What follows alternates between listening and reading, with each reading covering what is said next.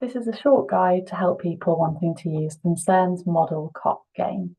So this is an interactive team game and it's designed for classrooms and community groups.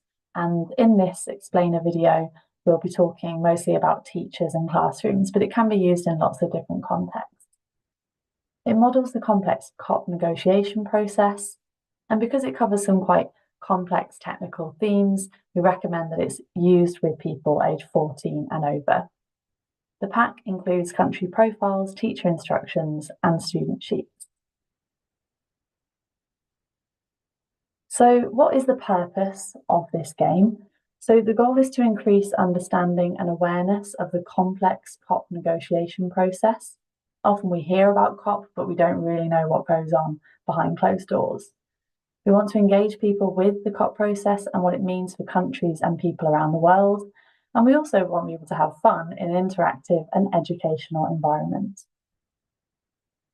The resources included in the pack are a set of slides, so model COP presentation slides, a set of teacher instructions which talk through the process step by step, a set of student sheets which can be printed out and written on, and also a set of country profiles. And there are 6 country profiles available to use in this game. You'll also need counters or pom-poms or something to use as currency, and we'll cover that later on in this presentation. You'll need a person to act as the World Bank. So this could be the person facilitating the session, but sometimes it's useful to have a student or a supporter who would act as the World Bank throughout the game. So the introduction on the presentation slides goes through the expected prior knowledge. So the people taking part in the game need to understand just the basic concepts of GDP as a measure of countries' wealth. They need to understand that renewable energy is an alternative to fossil fuels, and they need to know that fossil fuels lead to the emission of greenhouse gases, and that contributes to climate change. So some kind of basic understanding of the kind of things that are being talked about in this COP process. And what we want people to learn is what is COP, what is climate mitigation and adaptation, why do we need the Loss and Damage Fund, how do countries decide what to prioritise and where to allocate funding, and why these are difficult decisions and how this links to climate justice. So it would be useful to go through this slide with the group and then to move on to what is COP. And this goes through the basics, and there's a link to a video, a short explainer video, which goes through that as well. Then you will need to explain these different funds. So we have the Climate Mitigation Fund. So mitigation is about slowing down climate change. It's trying to stop things from getting worse. So this might be more of a priority or more of a focus for the higher income countries who are contributing the most to climate change. Then you have the Climate Adaptation Fund, and this is important for all countries, but some are more at risk of the effects of climate change. So there are going to be countries on the country profiles that need this adaptation more than others. And then finally, the Loss and Damage Fund. So this is a type of compensation, and it's given to the worst affected countries to compensate for damage done due to climate change. So it's estimated that 370 billion euros is needed, and we're far off that at the moment. So examples of loss and damage kind of compensation are things like building repairs, fixing flood damage, rebuilding infrastructure, the sorts of things that would need to be done because of the effects of climate change. So as a facilitator, you'll go through these slides to ensure that the people taking part in the game understand the core concepts before they begin. Next up, we have the country profiles. So we have 6 countries: Novaland, Concordia, Coral Island, Zenitha, Vidania, and Ethanovia. Now, these are made-up countries, so the facts about them are completely made up, but you'll find towards the end of the game that they are loosely based on real countries. So this is something that you could talk about if you feel it's appropriate with your group later on in the game. So what you'll do is you'll assign each of your 6 groups one of these countries, and you'll hand them a pack. So a country profile pack, which has 3 sheets. It has their flag. It has a profile, which tells you a bit more about the country, their contributions to climate change, their impacts, the impact on their country, and also their demands. So what are they looking for in this COP negotiation process? And it also gives them pictures to give an idea of what the country looks like. So you'll need 6 different groups, and you can have about 3 to 6 people in each of these groups. If you don't have enough people, you can remove Ethnovia from the game and it doesn't impact the running of the game. So if you only want to have 5 groups, you will just take out Ethnovia from this game. So you hand out these country profiles and you allow the group to spend some time looking over them, talking about them, really getting to know the country that they're looking at. Then what you're going to ask them to do is to answer these questions on the sheet. So again, this just helps them pick out some key facts. It helps them really understand what's needed in this process for this particular country. Then you're going to ask the group to delegate roles within their group. So they'll need a prime minister, who's their spokesperson, a finance minister, an energy minister, a social minister, a climate youth delegate, and a fossil fuel company representative. Now, depending on how many people they have in each group, you can choose which ones of these you want. So you might just have those top 3, and if you have all 6 people, then you can use all 6. But it doesn't really matter. It doesn't impact the game. If you don't have the full 6 people, this is kind of just a way to facilitate some of those conversations. It gives people a role. It helps them feel involved in the group. It doesn't really matter if you don't have one of those people represented. Then what you're going to do is distribute the money. So this is going to be your pom-poms or your counters. And it says here how much money each of the countries gets. Now you can see that they are not all getting the same amount of money, and this is proportionate to their GDP. So Concordia is the wealthiest country with 50 counters, and Coral Island only has 2. So this is where the game starts to feel a bit unfair. There is a bit of disappointment when Coral Island look around the room and they see that everyone has a lot more money than them, and that's part of this. We want them to feel that there's a kind of injustice happening here. In the student sheet, the second sheet asks the students to assign their pom-poms into these 5 funds. So they have the mitigation fund to cut down on fossil fuels and reduce greenhouse gases. They have the adaptation fund, so that's going to help them adapt to climate change, maybe building flood defences. They have the loss and damage fund. Now, this is probably what you'd expect the wealthier countries to pay into. A country like Coral Island probably won't be paying into the loss and damage fund, but ultimately it's their choice.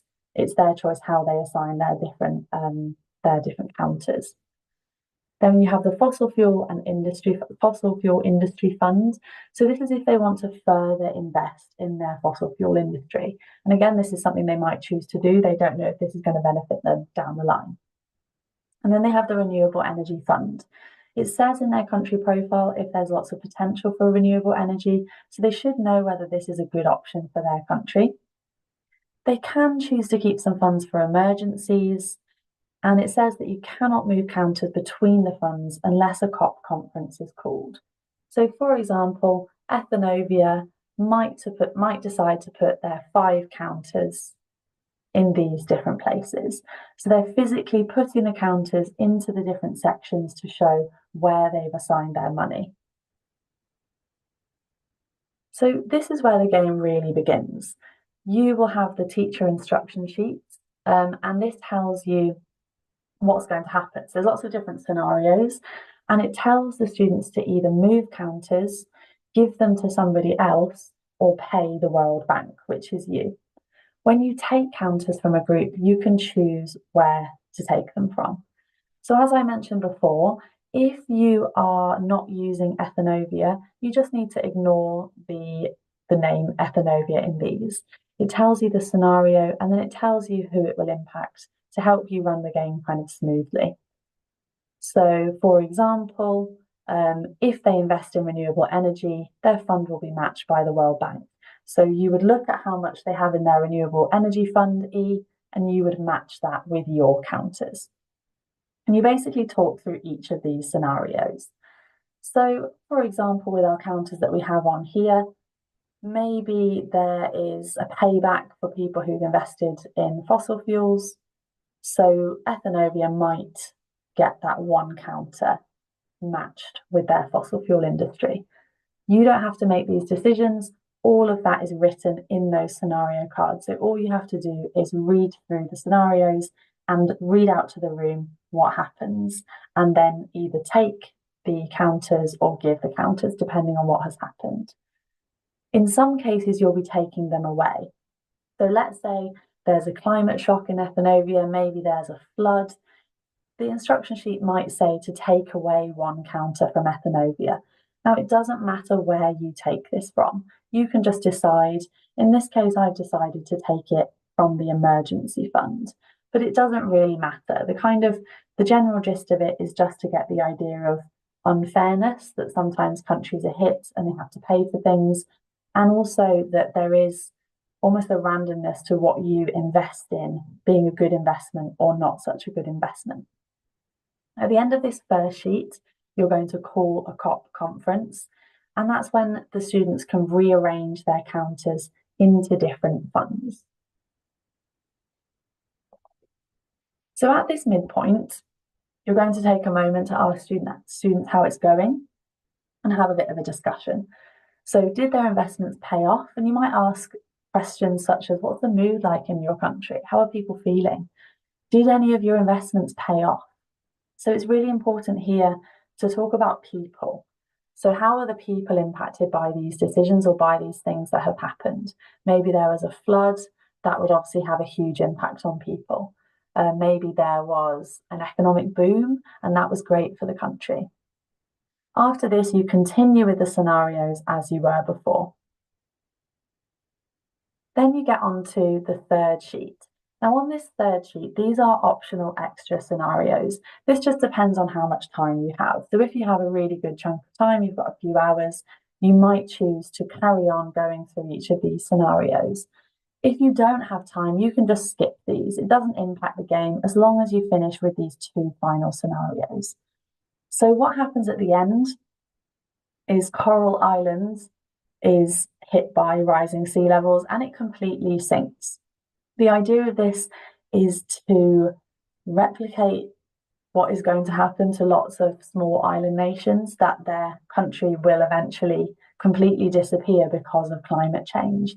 Now, at this point, when we've modelled this before, it's always quite disappointing for Coral Island. They feel like they've kind of built up this country, they might have made some money. So there is a kind of strange feeling in the room, but again, that's a good thing. We want to start those conversations about climate justice. And those Coral Island inhabitants are now climate refugees. So they will need to find another country to go to. And it says the UN Refugee Agency will pay them 2 counters for taking in a climate refugee. In this case, you're not the World Bank, you're the UN Refugee Agency. Whenever money is needed, you can just take it out of your pot. And that's where the game finishes. So then after the game, there are some questions for the students to answer. So you might let Coral Island come back together and answer these questions. How did it feel? Did your investments pay off? Did you make choices that could be harmful for other countries, and why? Did it feel fair? And how does it link to the idea of climate justice? And you really want to spark some conversations here about unfairness and about a lack of justice, but also that there were some really difficult decisions. Maybe they had to invest in fossil fuels even if they didn't want to, or maybe they had to make a choice that was kind of against their morals. After the game, on the teacher instruction sheet, there are some final questions to have a class discussion on this experience and talk about what the students learned. And obviously this is completely dependent on your group, but it is really interesting to get some feedback and to really give some time to this discussion. You can ask them if the countries are based on real countries, and they are loosely based on China, the USA, Kiribati, Bangladesh, Ireland, and Ethiopia. But they're not completely based on those. So a lot of them mirror things that are happening all over the world, so different situations or different experiences of those countries. So it's not kind of strictly on those countries, but it's definitely an interesting conversation to start. So we're really interested to hear people's feedback if you do decide to trial this game. So do get in touch with us at schools@concern.net if you would like to give us some feedback and tell us how the game went. Thanks for listening.